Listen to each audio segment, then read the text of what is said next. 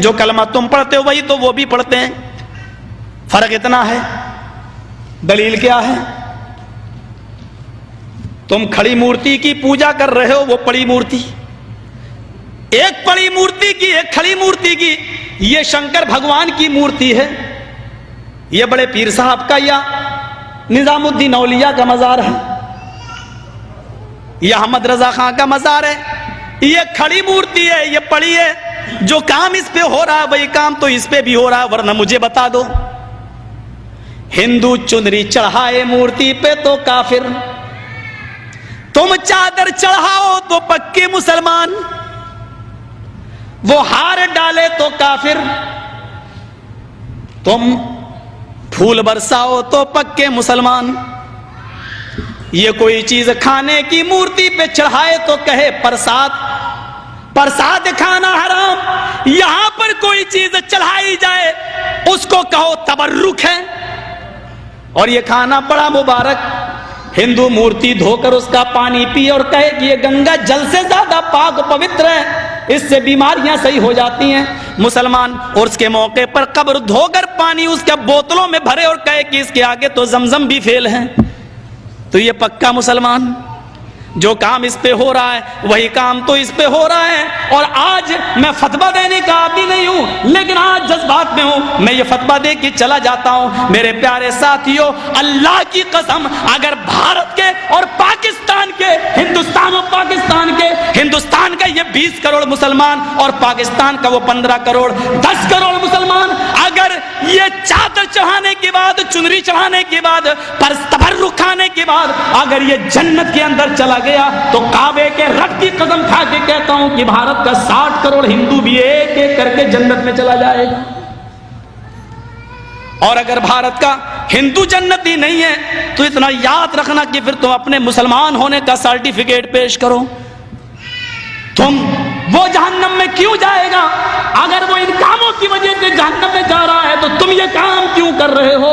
तुम्हारे अंदर ये काम क्यों पाए जा रहे हैं? तुम भी तो वही काम कर रहे हो। अरे उसने तो फिर भी मूर्ति लगा रखी है, तुमने तो पता नहीं किसको गाड़ दिया और नाम ही उसके बदल दिए। अल्लाह जाने उसमें हकीकत में वो है भी या नहीं है।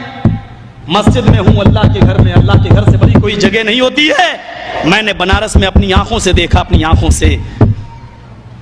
नंगा बैठा रहता था, जैनियों में जैसे नंगे बाबा होते हैं ना, इंडिया वालों को अच्छी तरह मालूम होगा। वो घूमते हैं आगे और पीछे पीछे औरतें चलती हैं, उनके दूध से नहलाया जाता है। जो गर्भवती औरतें होती हैं वो दूध जब बहते हुए उस बाबा की शर्मगाह के पास से आता है तो उसको भर लेती हैं और गर्भवती औरतों को पिलाया जाता है ताकि बच्चा नेक पैदा हो। मैंने नवाए इस्लाम में एक मौजू लिखा था कि इससे बच्चा नेक पैदा होगा, ये बेशरम, ये तो खुद ही पता चलेगा। केस चल गया था मेरे ऊपर। गौर करें आप, नंगा बैठा रहता था, एक टाइम की नमाज नहीं पढ़ता था, उसको वुजू बनाना नहीं आता था। मर गया जब वो, उसका मजार बना दिया गया। 3 साल के बाद उसका नाम रख दिया गया नंगा बाबा। नाम भी है नंगा बाबा।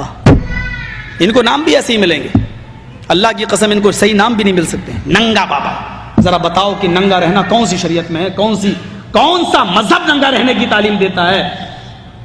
कौन सी तहजीब है नंगा रहने की? और ये नाम तक रखा गया नंगा बाबा। बाबा पर रखा हुआ नंगा बाबा बाकायदा।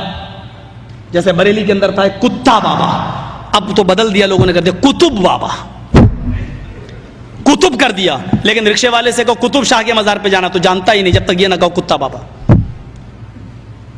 एक का नाम है पतंग बाबा। किसी शरीफ इंसान का काम है पतंग उड़ाने का, नाम रखा गया पतंग बाबा। बैंगलोर साइड में चले जाओ, मुझे मेरे दोस्तों ने दिखलाया जंगली बाबा। कौन नाम है?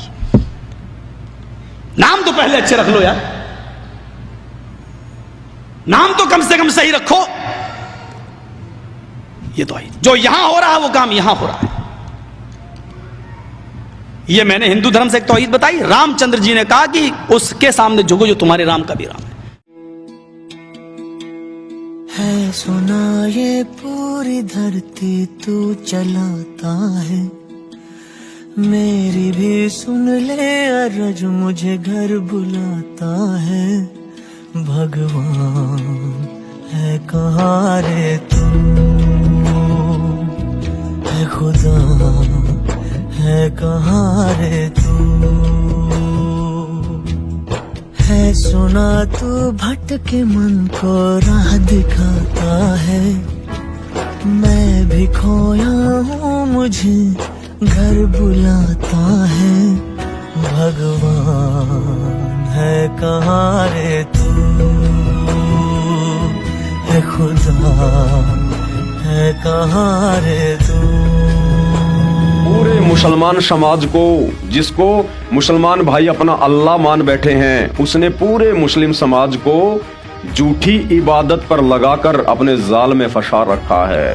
पूरे जैन समाज को, पूरे सिख समाज को, पूरे ईसाई समाज को उसी 2 नंबर के डुप्लीकेट अल्लाह अर्थात शैतान ने अपने जाल में फंसा रखा। अब भाई और बहनों, जब तक वो रहमान अल्लाह सतगुरु बन के, मुर्शिद बन के धरती पे नहीं आता है, और जब तक वो खोल खोल के सभी धर्मों के धर्म ग्रंथों को नहीं दिखाता है, तब तक ना हिंदू समझ पाता है ना मुसलमान समझ पाता है। तो हिंदू भाई बहनों ने भी एक ही नाम की रट लगा रखी है कि परमात्मा तो निराकार है, परमात्मा तो निराकार है। अरे फिर तुम श्री रामचंद्र जी की पूजा करते हो, वो क्या है फिर? वो तो तुम्हारे जैसा है जिसको तुम भगवान कहते हो, परमात्मा कहते हो। अरे वो तो आप और हमारे जैसा ही था, इंसान था। फिर तुम निराकार किसको कह रहे हो? आप हिंदू धर्म वाले श्री कृष्ण जी को भगवान कहते हो, परमात्मा कहते हो, और जब बात आती है परमात्मा की तो कहते हैं वो तो निराकार है, किसी को दिखाई थोड़ी देता है। तो फिर श्री कृष्ण जी कौन है फिर, जिनकी तुम दिन रात पूजा कर रहे हो साकार रूप में, उनकी मूर्तियां बना बना के? अगर वो निराकार है तो फिर ये मूर्तियां किसकी हैं? किसको पूज रहे हो फिर तुम? यानी भाइयों और बहनों, तत्वदर्शी संत उस मुर्शिद की शरण में आए बिना, जब वो मुर्शिद इन धर्मशास्त्रों को खोल खोल के दिखाता है, उसको देखे बिना ये जीव समझ नहीं पाता, चाहे अपने आप में कितना ही बड़ा ये साइंटिस्ट क्यों ना हो। आध्यात्मिक ज्ञान इनका जीरो होता है, शून्य, बंद।